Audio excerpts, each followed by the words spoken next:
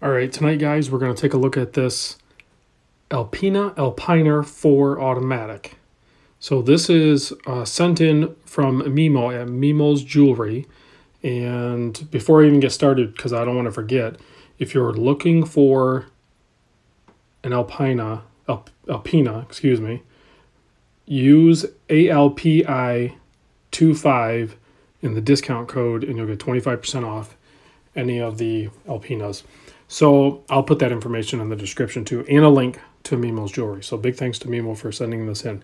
Now let's talk about some sizes of this and then my thoughts on it, because overall this is a killer, well put together Swiss made watch. So the main thing that is going to impact whether this watch is going to work for you or not are these sizes we're going to talk about right now. So with my calipers, the case width, I measure 45 millimeter. They advertise it as 44. The only place I can get 44 is the actual bezel. So the case itself is actually 45 wide. The lug to lug is a 52.5 millimeter. And then the overall thickness, including the slightly domed sapphire crystal with anti-reflective coating, is 13.18. So for the size, it's actually relatively thin. You have 22 millimeter lug width off these slightly twisted lugs.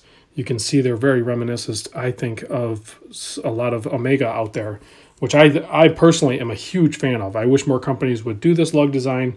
This one is a little more subtle in the brushing and the polishing. The way they transition and everything is quite different than the Omegas I've seen.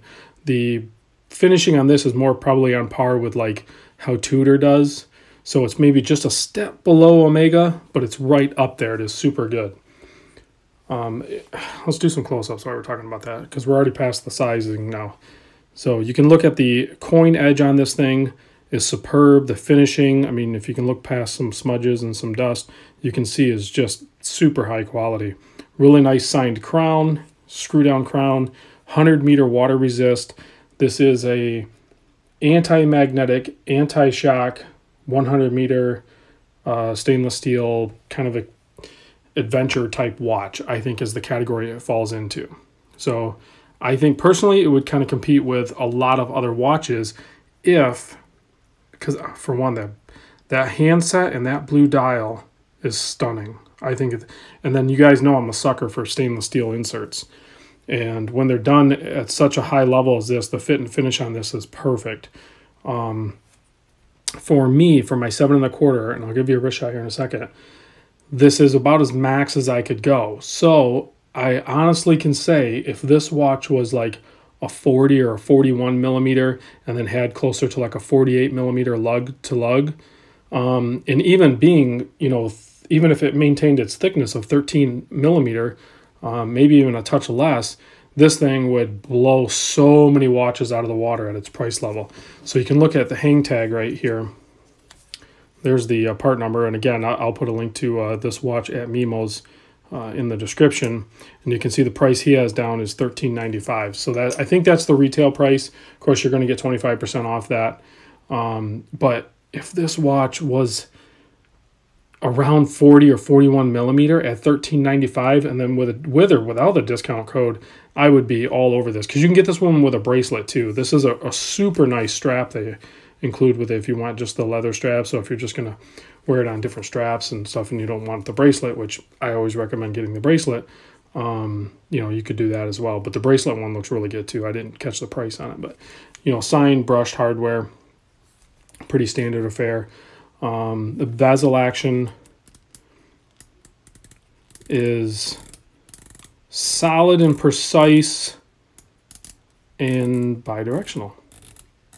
Did not know that. I was only going one way. I was going to check it for back spin, and sure enough, it goes in both directions. So that's actually really cool. So, I mean, if you wanted to do maybe a different insert or something like that, I'm saying at the manufacturing level, if Alpina wanted to expand this watch, they could do, a different size, and a ton of us would probably be all over this. I can speak for myself personally, and I know a lot of you guys would be on the board with that too.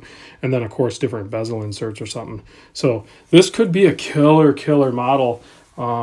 Now, granted, if you have like a 7.5-inch wrist, I think this watch would be killer on your wrist, because you can see on my 7.25, although big, I can totally wear this.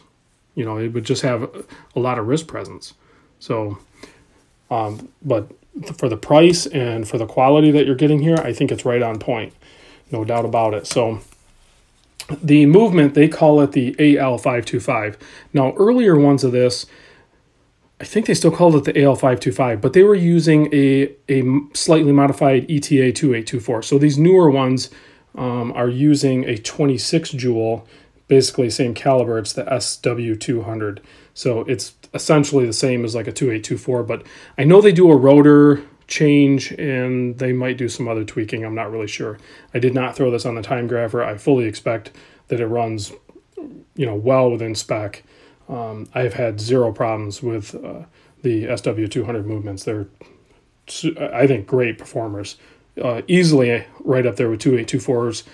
If not, I know controversial, if not, possibly even better.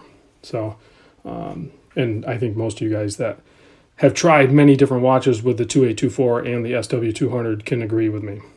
So overall, there's the case back. You guys can see it's a super cool case back. I'm not going to peel the plastic off because this is a brand new watch, and me fondling it is at about the same level as if somebody comes into Mimo's shop and wants to check it out. I'm not going to do anything more than that because this thing is definitely, you know, in his showcase. So if you're interested in this one or any of the other models from the line, you know, you guys know Mimo's an awesome jewelry shop to buy from, but whatever brand you're looking at as far as what brands he carries. So big thanks to Mimo for sending this in. Awesome watches. This is my first look at this brand, and I have high hopes that they'll do some smaller cases. You know, I've been let down before. It wouldn't be the end of the world, because honestly, there's tons of guys out there that even comment in my videos and stuff like that that are like 100% on board with like these 44mm watches like this.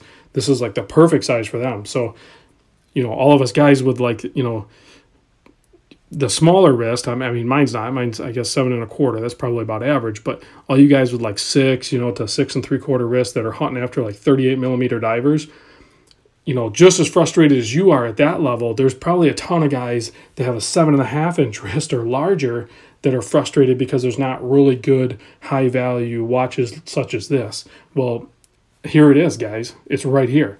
So, very cool watch. Thanks for watching, guys, and I'll see you very soon on the next video. Did it again to you guys. You know, I get off on my little rambles and I forget about the lume shot. I did not see information on what lume these guys are using. I'm guessing it's some sort of, you know, probably C3 formula. It glows a really nice green. The pip, hour, and minute hand are definitely brighter than the indices, but they look, you know, really good. I don't see anything on the seconds hand, so nothing outstanding here, but I think you'll definitely find that this is par for the course for most Swiss watches at this price range. So see you guys soon.